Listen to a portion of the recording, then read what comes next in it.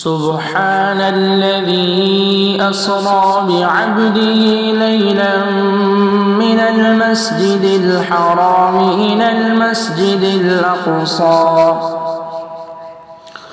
إلى المسجد الأقصى الذي باركنا حوله لنريه من آياتنا إنه هو السميع البصير.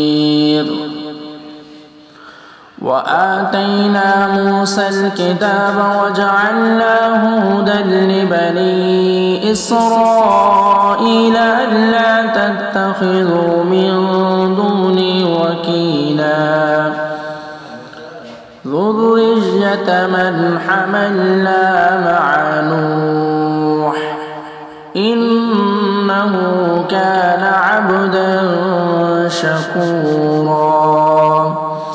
وقضينا إلى بني إسرائيل في الكتاب لتفسدن في الأرض مرتين ولتعلن علوا كبيرا.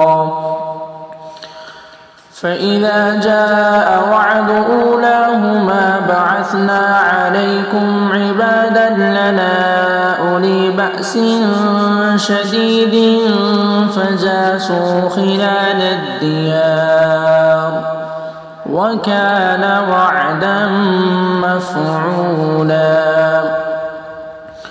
ثم رددنا لكم الكرة عليهم وأمددناكم بأموال وبنين وجعلناكم أكثر نفيرا. إن أحسنتم أحسنتم لأنفسكم وإن أسأتم فلها.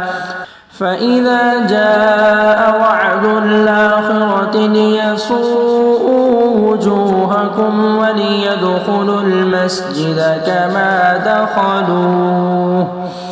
كما دخلوه أول مرة وليتبروا ما علوا تتبيرا.